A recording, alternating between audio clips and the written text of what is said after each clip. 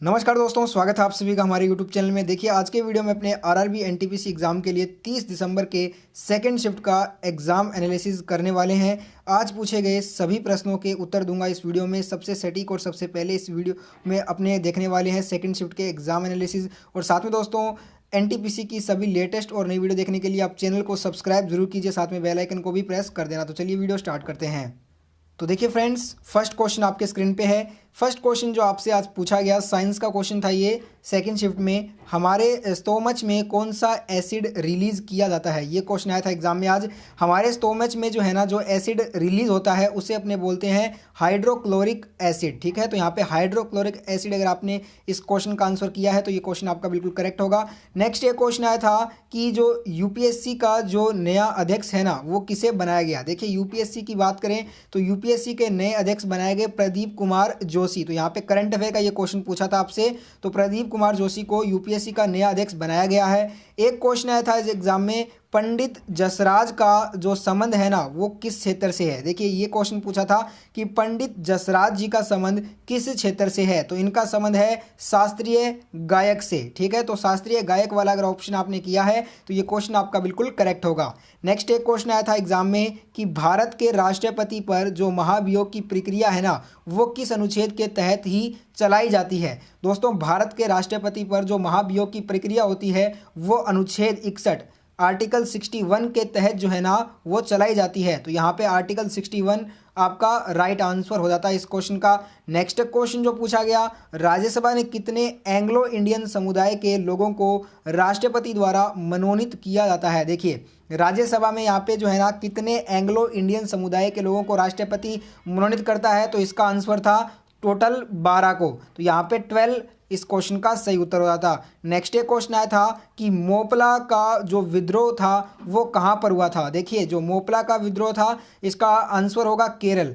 20 अगस्त 1921 का जो दिन है वो केरला के इतिहास में काले दिन के तौर पर दर्ज है। इसी दिन केरल के मालाबार इलाके में मोपला विद्रोह की शुरुआत हुई थी। अंग्रेजों के खिलाफ शुरू हुआ मोपला विद्रोह ने बाद में सांप्रदायिक रंग ले लिया था। ठीक है फ्रेंड्स, ध्यान रखिए। नेक्स्ट एक क्वेश्चन आया था कि 15वें वित्त आयोग के अध्यक्ष कौन है। देखिए 15वें जो वित्त आयोग है ना, इसके अध्यक्ष जो हैं ये एन.के. सिंह हैं। ध्यान रखिए, तो एन.के. सिंह यहाँ पे आपका करेक्ट आंसर हो जाता है इस क्वेश्चन में। और इसके साथ ध्यान रखिएगा 15वें वित्त आयोग का जो कार्यकाल है वो 2020 से लेकर 2025 के तक जो है ना होने वाला है। एक क्वेश्चन आया था एग्जाम में दोस्तों कि वर्ष 2019 में भारत के नियंत्रक एवं महालेखा जो परीक्षक है ना वो कौन थे।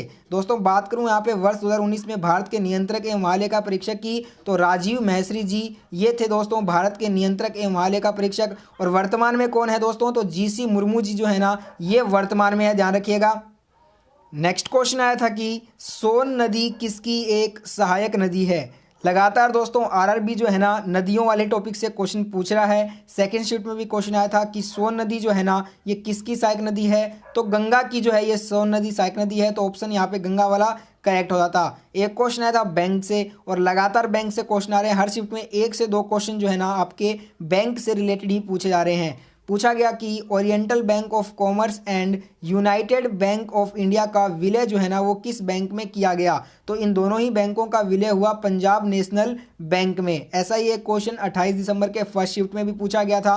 नेक्स्ट एक क्वेश्चन कंप्यूटर का था कि एमएस एक्सेल में जो एड्रेस है ना वो कहाँ लिखा जाता है। देखिए जो एमएस एक्सेल होता है उसमें जो एड्रेस होता है दोस्तों वो रो एंड कॉलम में लिखा जाता है। तो यहाँ पे रो एंड कॉलम आपका करेक्ट आंसर हो जाएगा इस क्वेश्चन का। एक क्वेश्चन आया था कि गूगल अल्फ़ाबेट के जो सीईओ है ना वो कौन है। देखिए जो गूगल अल्फ़ाबेट है इसके जो सीईओ है ना वो हैं सुंदर पिचाई। ठीक है, सुंदर पिचाई जो हैं ये गूगल अल्फ़ाबेट के सीईओ हैं वर्तमान में। नेक्स्ट एक क्वेश्चन आया था कि राज्य के नीति निर्देशक तत्व में कौन से भाग में है। राज्य के नीति निर्देशक तत्व की बात करें तो ये दोस्तों भाग नंबर 4 में है। तो यहाँ पे भाग नंबर 4 आपका करेक्ट आंसर हो जाता। एक क्वेश्चन आया था जीएसटी कौन से संविधान संशोधन से संबंधित है, तो ये क्वेश्चन आपका रिपीट हुआ है दोस्तों। जीएसटी जो है ना ये आपका 101वां संविधान संशोधन से संबंधित है।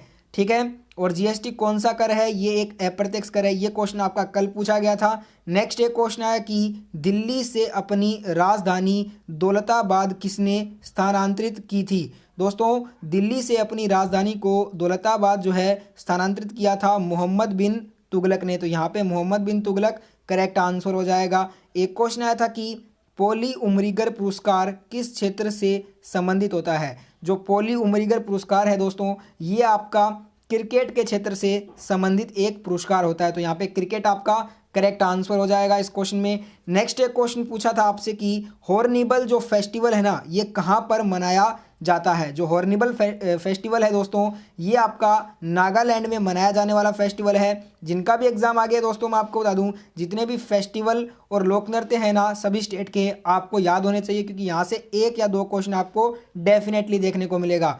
नेक्स्ट एक क्वेश्चन पूछा था बिहू त्योहार या बिहू नृत्य भारत के किस राज्य से संबंधित है? तो ये आपका असम राज्य से संबंधित है। तो यहाँ पे असम आपका राइट आंसर हो जाएगा। नेक्स्ट एक क्वेश्चन पूछा था कि धामेक का स्तूप कहाँ पर स्थित है? तो दोस्तों देखिए, धामेक का जो स्तूप है ना, ये आपका सारनाथ उत्तर प्रदेश में स्थित है और यह बौद्ध धर्म से संबंधित है। ये भी आपको मालूम होना चाहिए। एक क्वेश्चन पूछा था आपसे आज, 2018 का जो 28वां सरस्वती सम्मान है ना, ये किसे मिला है? देखिए, शिवा रेड्डी को वर्ष 2018 के 28वें सरस्वती सम्मान के लिए चुना गया। उन्हें यह सम्मान उनके काव्य संग्रह पक्की जो ओती गिलेते जो है ना के लिए दिया जाएगा। इस पुस्तक का प्रकाशन वर्ष 2016 में हुआ था।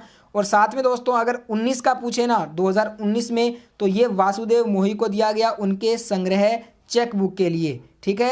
एक क्वेश्चन आया था कि the book of gusty women book, ये जो है ना किसने लिखी? देखिए, the book of gusty women जो किताब है, ये दोस्तों लिखी, इस पुस्तक की लेखिका है अमेरिका की पूर्व विदेश मंत्री हिलेरी क्लिंटन और उनकी पुत्री चेलिसिया क्लिंटन।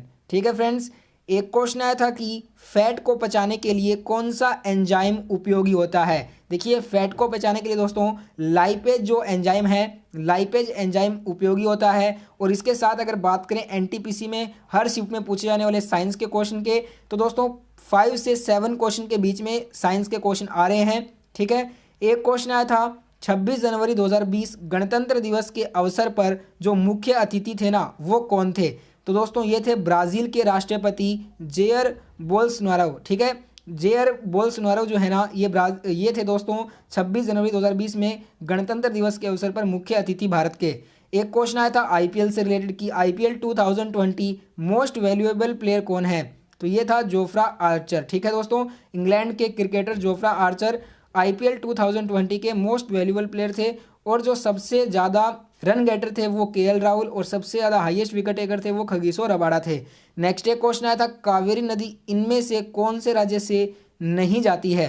तो यहाँ पे ऑप्शन थे तमिलनाडु, आंध्र प्रदेश, केरल, कर्नाटक। तो देखिए दोस्तों, जो आंसर था वो था आंध्र प्रदेश, क्योंकि जो कावेरी नदी है ये आंध्र प्रदेश से होकर नहीं जाती। तो यहाँ पे आंध्र प्रदेश आपका सही उत्तर हो जाता। एक क्वेश्चन आया था बजट से कि बजट 2020 के अनुसार भारत को कौन से नंबर की अर्थव्यवस्था है?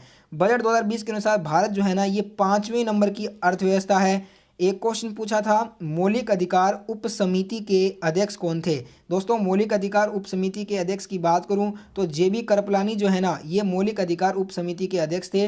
नेक्स्ट एक क्वेश्चन आया था बेणेश्वर का मेला कहाँ पर लगता है? दोस्तों, बेणेश्वर के मेले की अगर बात करते हैं तो डूंगरपुर में आपका जो है ना, ये बेणेश्वर का मेला लगता है। एक क्वेश्चन पूछा था what is the full form of IMPS? IMPS का फुल फॉर्म पूछा गया। तो दोस्तों, इमीडिएट पेमेंट सर्विस, ये होता है आईएमपीएस का फुल फॉर्म। ठीक है फ्रेंड्स। एक क्वेश्चन आया था चाइनीज़ प्लेयर्स लिन डैन किस खेल से संबंधित है? चाइनीज़ प्लेयर्स जो लिन डैन है ना, ये बैडमिंटन खेल से संबंधित है। तो यहाँ पे बैडमिंटन आपका करेक्ट आंसर हो जाता।